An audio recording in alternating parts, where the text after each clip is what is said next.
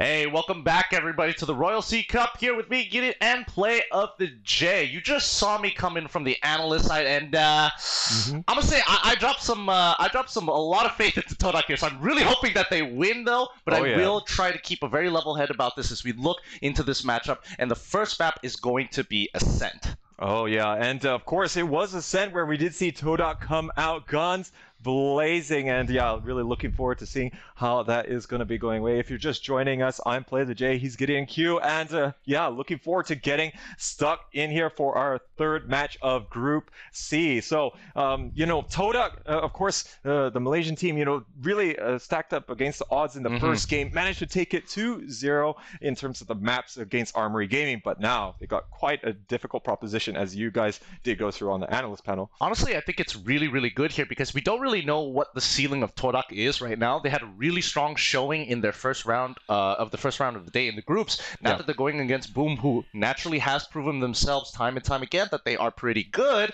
now we're going to really start rubbing some shoulders. Oh, and yeah, I think, you know, looking at how Boom was playing in the previous series, you know, it's like, hey, you know, they got to give them huge props. They look absolutely ready to rock and roll. They're one of the teams that's actually able to use Reyna successfully, as well as we did see it really tearing a new one on Haven. So I guess now with us moving to Ascent, this is going to be an unknown quantity for Boom. We didn't see them play in the previous series. It was on Split and Haven after all. Oh gosh, I really don't like Split, but you know, Ascent actually is a little bit nicer, though it is still defender favored.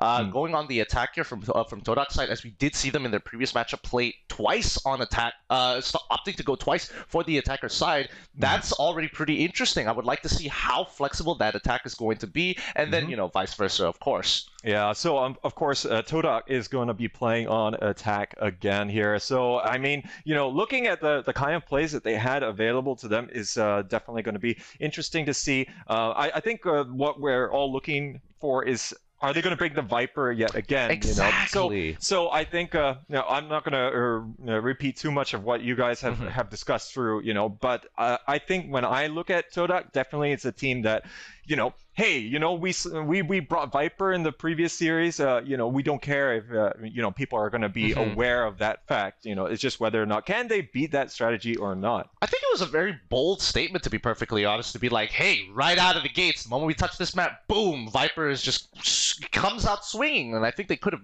definitely held back a little bit more if they wanted to, but hey, they are best of two, so you got to bring out everything from the get-go. Yeah, and you know, if we think about it, when we look at the entirety of Group C, and you know, the Armory Gaming matchup is probably the one that, you know, was a bit iffy, and you know, they have to make sure that they try and win it. That's the perfect time to bust out the Viper, you know, when you know, no one are ready to make sure that you can take that matchup, no problem. But we are going to be still waiting for the players here to get ready. I think we're just having a few moments for them to connect to the server. But didn't quite catch, what were your predictions coming into this one? Well, I mean,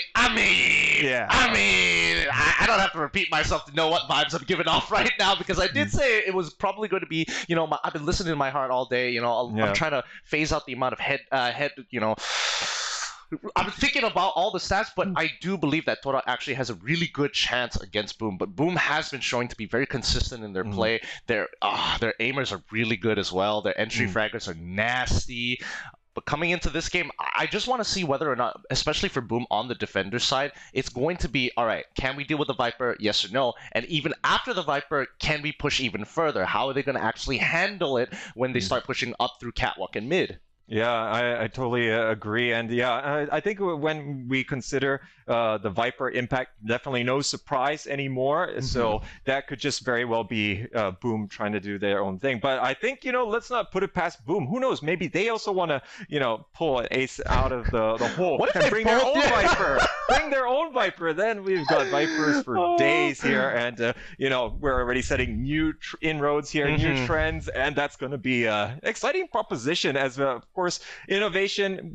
I mean, when we first started I think this competition, we were seeing a lot of the similar agents, the meta agents, I think, lining up against each other. It's kind of been seen already, despite the fact that Breach only just got buffed, and as a result, that has influenced the kind of agents that we're seeing now. But yeah, still some change up is exactly what I want to see. I just think it is interesting that amongst the groups, I mean, you're seeing many different regions across C coming in, and there's a lot of different play styles, and it's becoming more evident that a lot of these teams actually like the Breach over the Brimstone. So we're seeing a lot less Brimstone, especially in groups C and B. I remember A having the Brimstone, and not too common in Group B as well. I think Brimstone, whenever we see Bind, he's he's been picked more often than not. I think both Resurgence and Paper Rex definitely favored bringing the Brimstone. I do believe that Division Strikers bring them yesterday when they went to Bind. That one I'm not too certain. To Bind, I'm gonna double check for you. But besides that, there's also the Killjoy. The only team that plays is BBI, and so far I'm kind of waiting for that as well. Yeah, I think when we did see Killjoy feature in some of the other matches, it did tend to see her being picked on Ascent, where she was actually the most influential. Other than that, it's kind of faded out there. But I think, of course, the surprising trend today, looking at these teams, there's not a lot of people putting that 100% trust into bringing a Cypher. TODAK definitely are not bringing it. We didn't see Boom bring it as well. They opted to take the Reyna in lieu of that, but here we are, ladies and gentlemen, and we see the lineup, and TODAK is indeed going to be bringing the Viper here, and it's going to be Balto piloting the agent to the best of his ability, and really looking forward to this one. A bit more of a standard lineup here coming up from Boom, but they will be going for double flashes. Yeah, I do like the idea of double flashes as a way to try and deal with this Viper. That's going to be very exciting to see, especially with those walls, because whoever gets closest to the wall first will be able to set up the next counterattack after. So let's see how this is going to play out. And, speaking back to our previous point, and yes, it was Bind that, Vision Strikers actually played the Brimstone, but they don't usually play it on any other map besides that. Yeah, and for a good reason, Omen just too good nowadays, but we will see how Omen is going to be featuring here. We can already see it coming out early on here. Boom going to be aggressive, and looks like Super Assist going to be able to get the first shot, and it's going to be on Balto of all people, so that wall is not going to be really featuring, and you can already see TODAK starting to rotate down mid.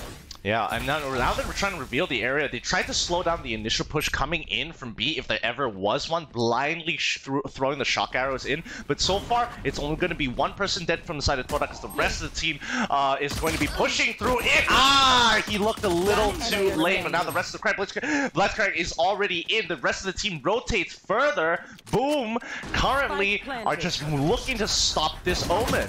Oh, and there's not a lot to do that I can do. Oh no, Asterix is going to be able to come around the side, and now looks like Boom is going to put one up early on the board here. I think, after getting that early pick on the Viper, that really set the tone and limited how TODAK's potential options. Yeah, and I definitely think, that initial that initial frag that was supposed to be for Breach, because he was checking the corner and he actually had the advantage. He had a much wider angle to allow him to kind of see him first. The problem with that is that he kind of flicked a little too quick. He looked there, okay, I don't think anybody's there, quickly flicks back. Oh wait, actually the tip of his gun was poking out. Yeah, that might be a sign of a little bit too much of caffeine, but at least TODAK definitely having the right mindset, and they'll be sure to, probably take those peaks a little bit more cautiously. But it's going to be an anti-eco here coming out from Boom Esports, as they do, of course, want to try and limit the options from TODAK to deal that economic damage. So might expect to see some passive play here, but there is going to be all these peaks here into mid, and it's Notorious here is going to get the opening pick.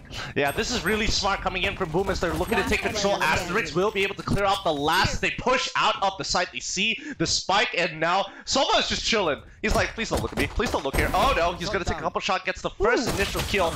And if he can get one more, just one more would have been nice. Oh yeah, but I think, definitely going to be good to get the singular kill. It's going to be kind of expected that it's a bit of a difficult proposition to deal with this. And of course, we did see the Viper wall allowing Balto to get the ultimate orb, but this is the round that TODAK does need to fight back. Otherwise, it's going to really be difficult, considering that we see that there's still going to be so many of the guns left over from the previous round. All the Spectres and the one Bulldog does really give credence to the idea that TODAK should be taking this away. But we did see in their previous matchup that it almost fell apart when they weren't able to deliver on this particular round.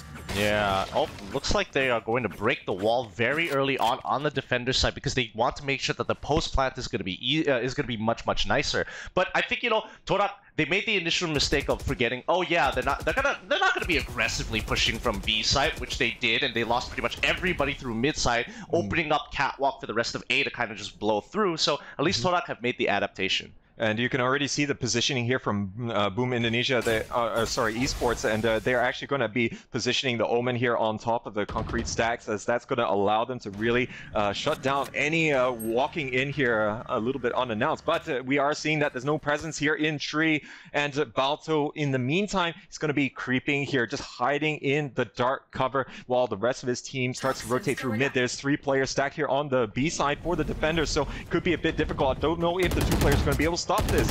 And it looks like they're going to rotate. They got to be careful of that right corner. Oh, Aduka! He spots it. He is very ready for it as he sets up on the height of the boxes to make sure to watch Heaven as well as Catwalk. Oh my goodness, that was on point execution coming out here from TODAK. So they are going to lock down this site, and this wall has been seen to be very effective in the previous matchup that we did see TODAK take it away. But now this does seem to be a little bit of a save round coming up from Boom, or at the very least they're going to try and get these exit kills. They do have some of the SMGs remaining, so they do want to try and utilize that. Then they can have a nice clean full buy going into this. And don't forget, any damage done to TODAK here, even despite them winning, wouldn't be great for them to buy again. Oh, they're trying to make sure they get these exit frags here. He sees one, he's trying to blow through the wall, but now they notice him, but that Sova was in the back site. Unfortunately, oh sorry, Breach was in that back site, making sure things work. And finally, the attackers win with a spike detonating, but still 2 defenders from Boom still are going to be alive, and that's good. Look at the econ. Look at that econ. Oh my goodness, that was a great play here coming out from Boom, especially Notorious. The trigger discipline, waiting for all of them to creep out. And again, maybe we should say that, you know, this would be the obvious strategy that Boom Esports might be doing here. So unfortunately, TODAK not able to spot out that impending doom. And you realize that they didn't put the Jet there in harm's way at all, and was able to definitely guarantee that they're going to have an op in this round. And it looks like they are kind of scoping out. They have the spike on Breach of all people going through A side, but 3 members making sure with Viper as well, ready to set off her gas at any point in time. She just has to be careful of Jet sitting down by Catwalk. Yeah, and with this relatively low econ round here for TODAK, despite winning the previous round, they're going to be playing a bit carefully, see if they're going to catch any bit of carelessness coming out from Boom. But Senna is going to punish Notorious and actually going to be teleporting a bit here to mind game the opponent, but it's not going to really matter too much. Balto, though, is going to take down Adrian King, and now it looks like there's going to be this solo take here from the Jet.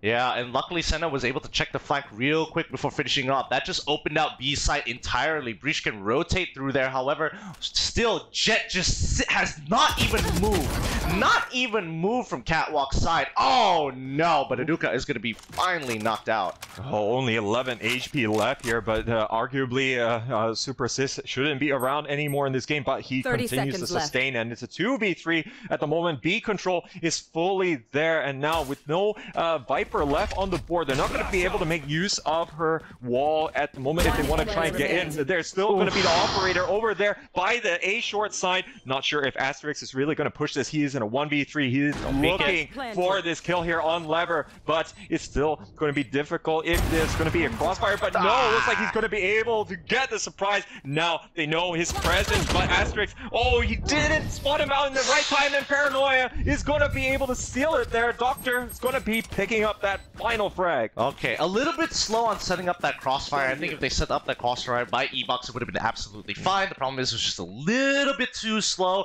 and Sova definitely should have wide peeked there, but I guess, you know, the team just didn't generally know where she was going to be. Yeah, I'm not too sure if they knew whether Asterix had the the tailwind still available. Which if they did have like a very close crossfire setup, then it might be difficult to get the instant refrag. So, anyways, it does look like TODAK going to be able to come out from that one despite the previous round not having any guns left over. So now this is in a way a little bit of a soft reset. We see that there is going to be a light buy here.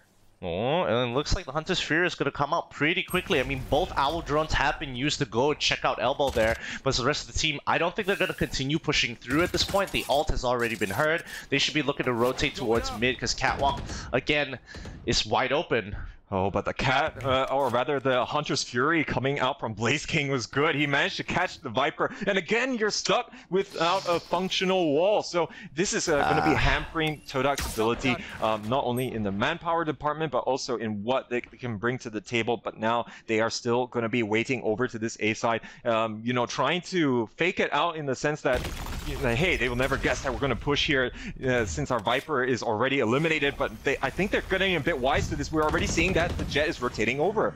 Yep, everybody's going to start making a move, and I'm expecting Breach to actually go through mid side. Yeah, there we go. He's got to make sure he's landing every single one of these. He goes above to get some information on Heaven, doesn't see anybody. Phoenix is going to be the first to go. No, he does not, but Asterix gonna bop him right in the back as Senna finally takes out the Phoenix, and it also takes out the Omen. Oh my goodness, this is tragedy here for TODAK. They get completely minced up, 3 players straight away, and not able to take care of the Phoenix, but the ult coming out here from Senna will be able to get the $300 per person as the plant has gone down. Not so sure what else that he can accomplish from this one. Probably just going to try and maximize whatever kills that he's able to. Now, I don't really know if he's going to be able to stop this. His dark cover only just becoming available, but with the presence here so close, he's not going to be too safe here if he's going to expend the utility. Luckily for him, they're not moving too fast, but the flash coming out here, and it's going to be absolutely perfect. Not a lot that Senna could do from that. Yeah, it's just really tough overall. They should be able to get the defuse with no problems here, and especially when they have a breach against one person and you can challenge 2 angles if you wanted to. Oh boy, there's no getting out of it. Yeah, too much utility still available here for Boom. And they're going to be picking up another round. This is really back and forth at the moment, but I think that right now, TODAK, they do have to go for not as much of a buy as they would have liked. They're going to be expending a bit of cash here for some pistols, but it is still looking healthy for Boom. Everyone able to get full rifles going here. Now, I would like to see that the Viper going to have a bit more impact here, but of course did get eliminated early on in the previous round. Yeah, and I mean, that's unfortunate, but I do want to see some other types of attack setups from this Viper. She's been dropping this wall the exact same side every single time. The mind games are only going to work so far, but I mean, we saw in the previous match, even if they did decide to actually drop up the Viper wall, both Omen and Phoenix were really far forward, ready to take anybody on with their flashes. Yeah, I think the tactics coming out from Boom Esports here definitely working in that favor here, but Subi here is going to take down Adrian King, and now that's going to start to switch things here in favor of TODAK, but the Rolling Thunder coming out here, and this is a push here from Super Sis. The timing is fantastic. He's going to be able to get 2 players straight away. Notorious gets another one here, but Senna all the way from A main will be able to tap down his opposite number.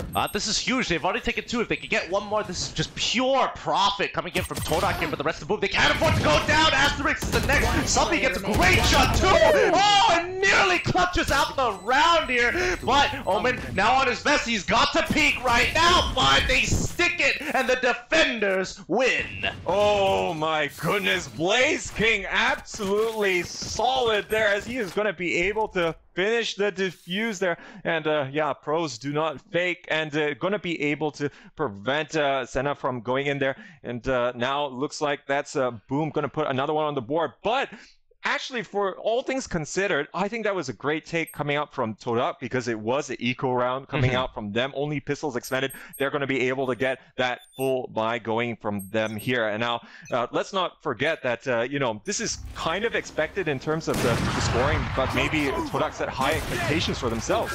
Maybe. It's a little hard to say, but I mean, it's really going back and forth, and now we should expect TODAK to be coming back pretty hard. But right now, ArtKing is taking them out. All 3 members from B side are going to be gunned down. TODAK's the Doctor was able to get 1 in return, but it's a 2v4 here. 4v1 now. Oh, Adrian King doing a number here. The running back absolutely devastating and taking out all the players there at B lobby. Now, only 1 player remaining, and not sure if Boom Esports here allowing him to look for that final player, but he's only got 7 HP, and at least they do have that spike control. Not spotting out the Doctor, and now he will see if he can get any more exit frags, but it's going to look a bit difficult if he peeks towards that mid side. I don't think that Asterix is going to let him go easily. Yep, I think now they can just spam their shock arrows as they drop the smoke right in front of him. And now he's just purely isolated. He could try and creep into the... Oh, no, he tries to go up the flash, but unfortunately, BlazeKing was way too ready for that. Oh, yeah, I think he dodged the flash as well there on the catwalk side of things and going to be able to get that kill. Now, probably going to be seeing pistols coming out yet again from TODAK. They do have the pistols, or yeah, light buy, as we do see. Duka did actually have a nice 4K with the Stinger as well. I think it was on the second round of their attack in their previous matchup. But yeah, they're going to be going for that again. They are getting 2,900 per round here after Boom has been on a little bit of a tear these last 3 rounds. Yeah, they really are just tearing it up. And right now, TODAK has to be very, very careful, especially with these ults, because right now, Boom is just doing so much more with them. Oh, and now with that fault line is going to slow down TODAK a little bit here, but they do have the dark cover, really going to limit the options for the defenders here on the mid side, but there is going to be this push down to B main here, but looks like BlazeKing is ready for it. No one checking the Cubby here, and it looks like it's going to be an absolutely devastating crossfire, and again, only 1 player remaining here. It's going to be a Duka with the Stinger, but oh my goodness, that's such a common spot. Not unfortunate that they're not able to spot him out. Asterix is going to claim that final kill, and Boom, with the flawless round, going to be taking down the eco. I mean, they had everything going for them.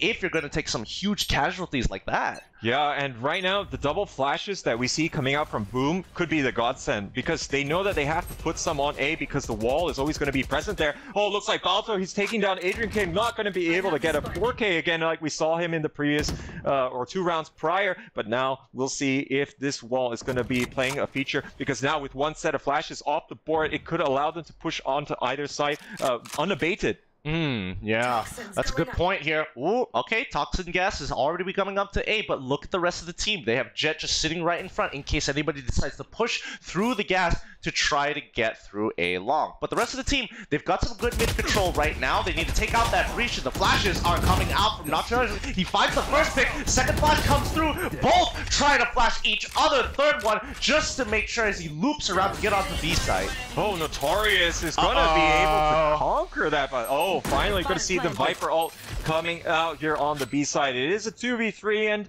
and going to be nullifying Asterix to a certain extent. He's just not going to have a whole lot of vision, and you don't have the Sova to help you get a lot of info as well.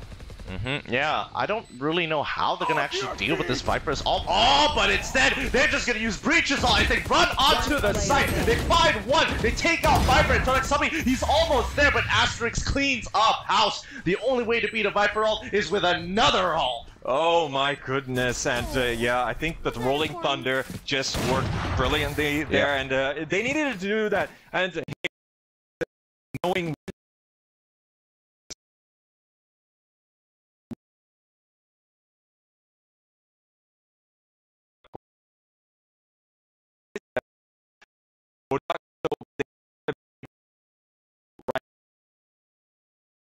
two at the moment, and this is looking very different from TODAK's first game against Armory. Of course, they did manage to take the attacking half 8-4, but this is looking a little bit in the opposite direction now.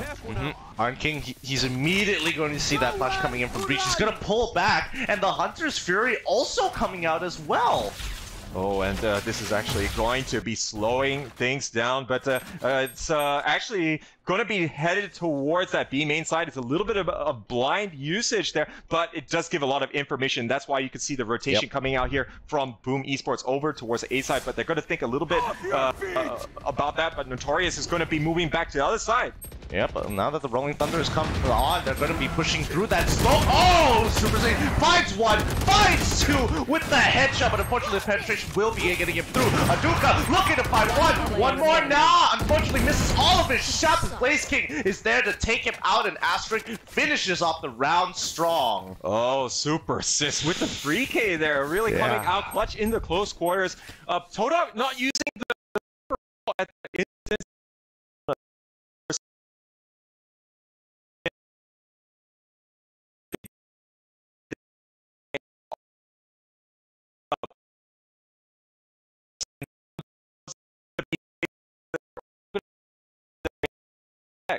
Yeah, that's a little bit unfortunate for sure. I can't really say too much about it, but I think overall, I mean, looking at the game, Econ is going to be a very, very big problem for TODAK at this point in time, because Boom just refuses to be dropping these rounds, and even when they're trying to go for anti-eco, it doesn't shake them up too much.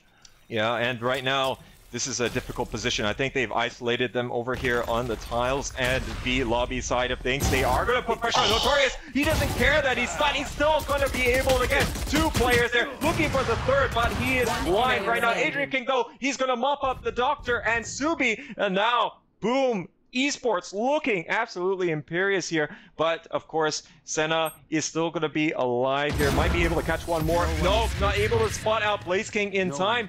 And that is going to be that pistol's all going to fall right down. Super unfortunate, but this is the last round, so now they're going to have to bring out all the big guns to make this work. TODAK is right now at a huge 7-round deficit. Oh my goodness. So yeah, this is quite the stomp so far from Boom, but of course TODAK can still come back from this. We have seen the Viper play on the defense as well, which could offer them quite a bit. And of course, Ascent, need we say, you know, based on the matches we've seen and from other competitions, that it is kind of on the defender aspect, but right now, Boom in Esports really driving it home. Yep, they're getting aggressive once again as they peek out aggressively through B side, and they got caught again. One more time, they lose mid control. Jet can't do anything. Everybody was looking the wrong way as they got flashed by that breach. They have to remember that Boom will get aggressive if you just kind of leave them and not give them that information. Oh my goodness, Adrian King so good with the run it back here, but Aduka can't do it alone here. He's only going to be able to get one more before it's actually cleaned house there over by the top mid. But yeah, I mean, these very coordinated pushes try and catch.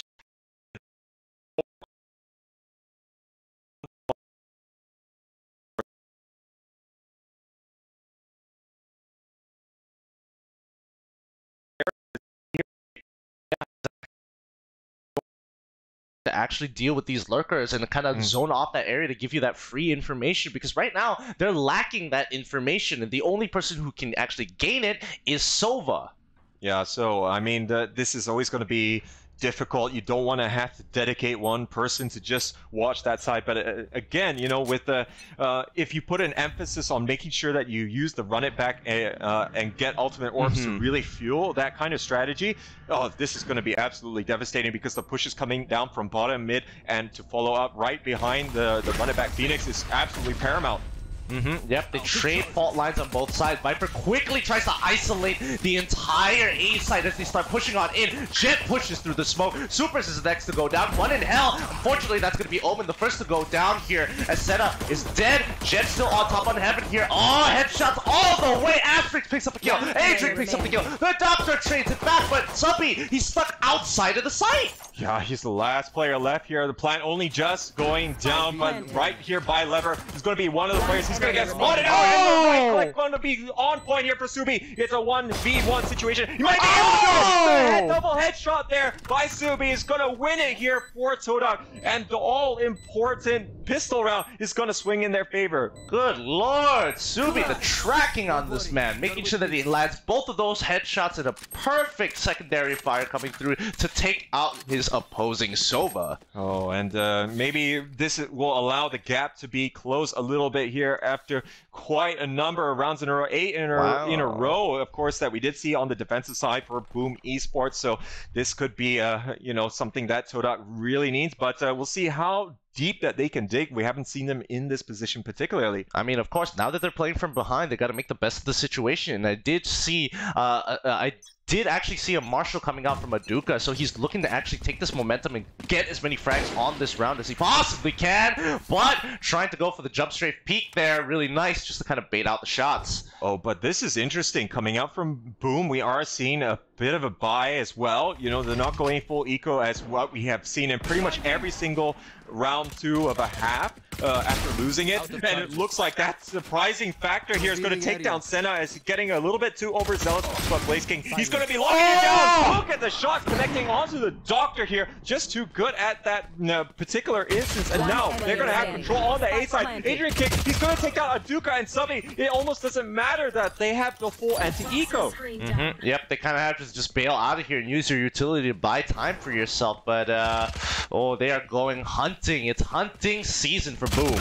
Oh, and now it looks like they're trying to find the last player here, Balto, giving away his position. Only 20 HP remaining, but the top mid side is going to be devastating here if he doesn't catch the Blaze King. Oh! Look at the shot!